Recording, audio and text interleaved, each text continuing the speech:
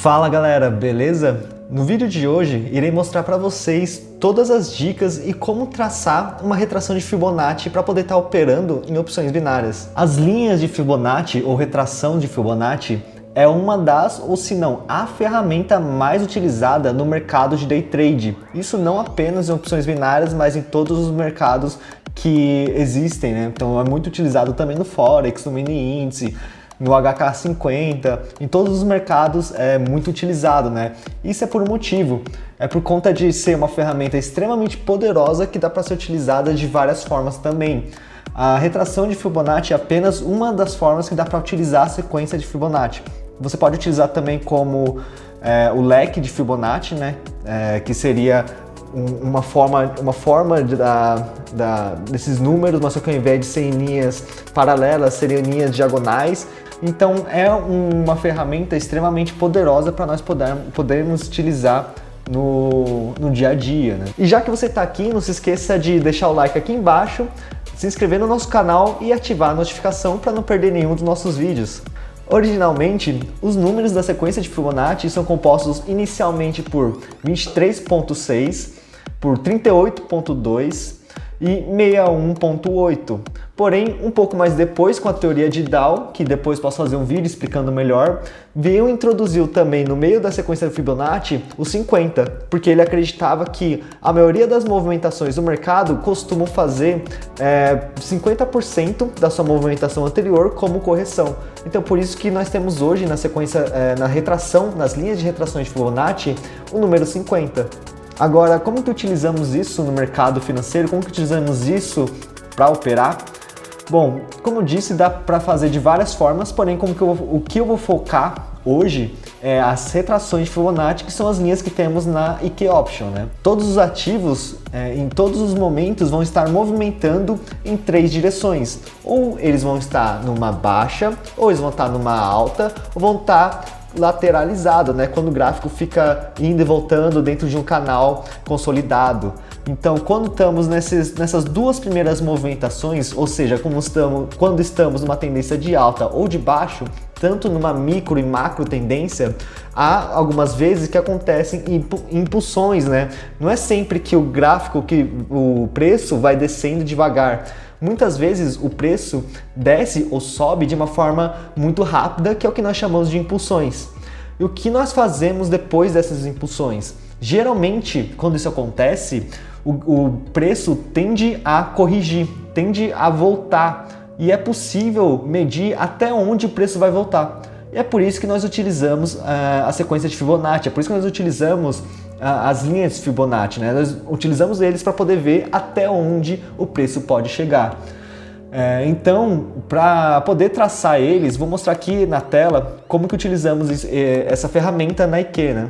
Então, vamos ter aqui no gráfico, eu estou no OTC, né? Porque a gente está gravando no sábado, mas vocês estão vendo aqui que nesse movimento tivemos aqui uma máxima. Nesse momento tivemos uma máxima do preço e depois disso o preço desceu, né? O preço veio aqui e começou a cair. Então, por conta disso, tivemos essa impulsão dessa baixa aqui, né? Então, o que podemos fazer? Podemos traçar aqui uma linha de Fibonacci para poder medir até onde pode ter correções dessa movimentação. Então, você só vem aqui nas ferramentas, né? E tem aqui linhas Fibonacci. O que você vai traçar? Você vai traçar onde começou a tendência e até onde ela terminou. Então é por conta disso que eu traço no corpo, né? E tem essa discussão, o que é certo? Traçar no corpo ou traçar no pavio? Eu não acredito que exista o certo, mas só que o que você precisa fazer é padronizar a forma como que você traça as linhas de Fibonacci, da mesma forma que você precisa padronizar como você traça suportes e resistências. Então, no meu caso, eu acredito que faça mais sentido traçar no corpo, porque eu vou estar colocando as minhas linhas no início da tendência e no final dela. E a tendência começa no corpo de uma vela, né? Ela não começa no pavio e termina também no corpo de uma vela. Então é por isso que eu traço daqui até aqui, que é o final dessa movimentação. Uma coisa que eu gosto de fazer só para poder deixar mais visível é mudar a cor também, né? Você pode fazer da forma como você achar melhor. mas pessoalmente eu prefiro fazer dessa forma. Se você viu o nosso post sobre Fibonacci no Instagram, e se você não segue a gente, pode ir lá seguir, que tem várias dicas, não só de opções binárias, mas também de investimentos a longo prazo. E nesse post eu comentei que eu não considero o ponto 23 para poder fazer operações de retração, ou seja, quando o preço chega ali, eu normalmente não utilizo ele para poder estar operando. O que eu utilizo é principalmente o 38.2 e o 61.8, porque são os pontos mais fortes, né? E o 50 eu também considero, eu utilizo ele, mas mais como um filtro. Vocês vão ver exatamente como eu utilizo agora. Então, por exemplo, teve essa movimentação.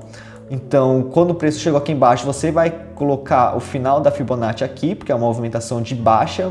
Então, se você ficar em dúvida como traçar, numa tendência de baixa, o 0 vai estar embaixo e o 100 vai estar em cima. Numa tendência de alta, é o contrário. O 100 vai estar embaixo e o 0 vai estar em cima. Então aqui, quando você viu que o preço chegou no 38, aqui chegou bem próximo, já seria uma operação, porém, na hora de explicar, eu gosto de explicar quando realmente bate na linha, porque como eu estou mostrando passado, eu não sei como foi exatamente a movimentação das velas, né? Então gosto de falar melhor, de explicar apenas quando bate na linha. Então eu vou ter aqui, logo depois ele encostou e rompeu. Mas como que eu utilizo? O que eu faço para poder estar operando a Fibonacci? Como que a Fibonacci tem 3 pontos que nós vamos estar utilizando, porque nós estamos ignorando a 23, ou seja, temos a 38, a 50 e a 61, depois de ter observado bem como que movimenta, como que se comporta com a Fibonacci, eu notei e também outros traders notaram, e até isso foi algo que eu aprendi, que a Fibo tende a ficar 2x1, ou seja, a Fibo tende a dar loss em uma dessas 3 e respeitar outras 2. Então, por exemplo, se você entrar na 38.2 e der loss, o que você vai fazer? Você vai entrar de novo na 50. Porém, se você entrar na 38.2 e der win, você não vai entrar na 50 e vai entrar somente na 61.8. Com isso, você estaria meio que dentro desse gerenciamento, que seria um 2x1 dentro da Fibo, né? Se der win, então, na 38, você vai ignorar a 50 para ir na 61. Nesse caso aqui que eu estou mostrando para vocês, ele deu loss na 38, então você entraria de novo na 50 e entraria na 61. Então, logo aqui em seguida, ele encostou na 50, deu win, deu essa lateralizada, depois veio uma impulsão de alta aqui, batendo na 61.8 e você entraria aqui também. E aqui nesse caso deu win mais uma vez. No meu caso, eu opero sempre em M1 para a próxima vela. Então aqui eu teria entrado nessa vela aqui com expiração para essa. Com isso teria dado o win aqui. Então vamos ver aqui mais um exemplo. Logo aqui em seguida, nós temos mais essa impulsão aqui de baixa. Então aqui daria também para traçar uma Fibo. Então você vem aqui, linha de Fibonacci, o que você vai fazer? Vai traçar no início dessa movimentação, ou seja, a movimentação de baixa começou aqui e finalizou aqui. O que você vai estar fazendo? A mesma coisa, você vai operar primeiro na 38, ou seja, chegou aqui na 38, aqui dessa vez ele deu win. Então o que você vai fazer? Você vai estar ignorando a 50, nesse caso, né? Você vai estar ignorando a entrada na 50, que seria aqui. Porém, quando ele chegou aqui, ele também deu win. A 50 aqui também deu vitória. Então, o que você vai fazer? Você vai ignorar a 61. Você não vai estar entrando na 61, porque a Fibo tende a ficar 2x1. E foi exatamente isso que aconteceu aqui. Ela rompeu a 61, mesmo sendo a entrada mais forte da Fibonacci. Então, quando você utiliza esse gerenciamento, você acaba se protegendo também. É um gerenciamento que é voltado para a proteção. É claro que vai ter casos em que vai respeitar perfeitamente todas as entradas, respeitar todos os níveis, todos os pontos de Fibonacci, mas também vai ter casos que vai romper todas. É assim que o mercado funciona e é assim que você precisa pensar para poder se proteger. Então, se há casos que rompe todas ou que obedece e respeita todas, então um gerenciamento que seja no meio disso acaba sendo o ideal, né?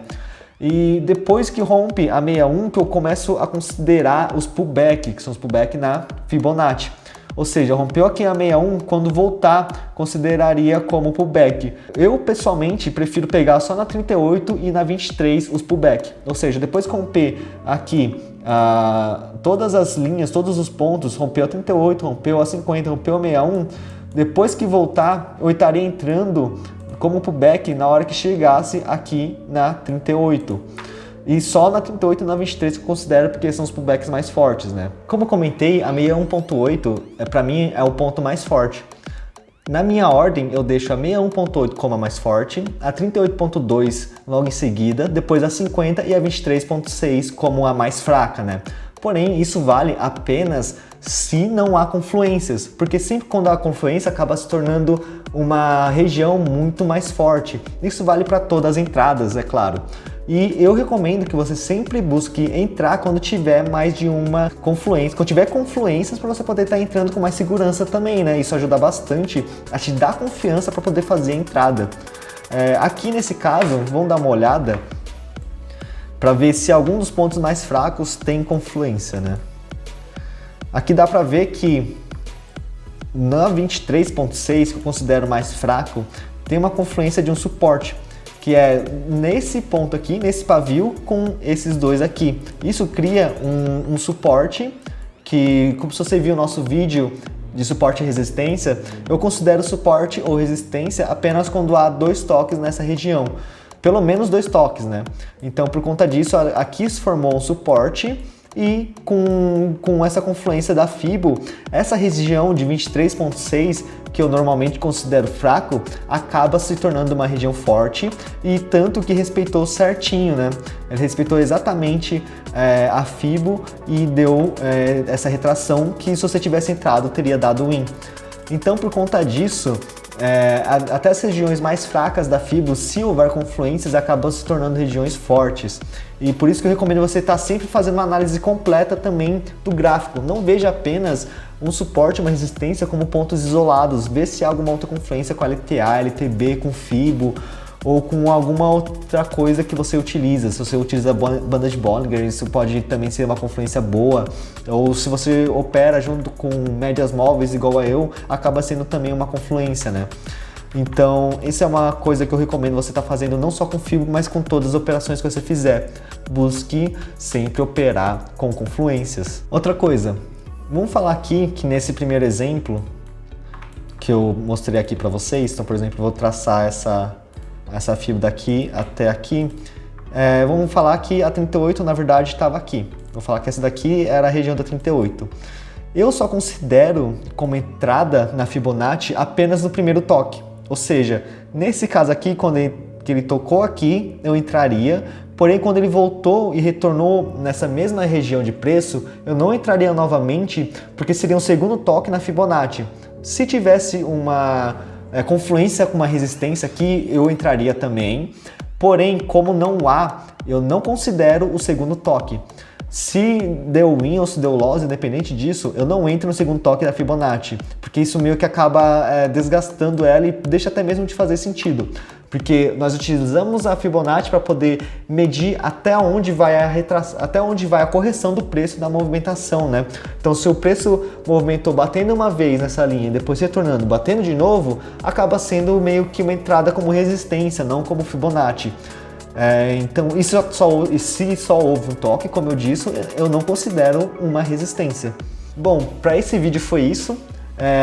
Disso que você precisa para começar a estar operando o Fibonacci. É claro que conforme você vai ganhando tempo de tela e experiência, você mesmo vai criando alguns filtros, você mesmo vai criando algumas modificações para combinar melhor com o seu estilo. Se vocês quiserem, eu também posso mostrar como que traça a Fibonacci em leque, mas vou deixar esse vídeo só por isso, porque já ficou bem grande. Muito obrigado por ter assistido, não esqueça de deixar o like aqui embaixo. Nos siga no Instagram, se vocês tiverem algumas dúvidas, pode mandar pra gente que vamos tentar te responder da melhor forma possível. Não esqueça de se inscrever também no nosso canal e até a próxima!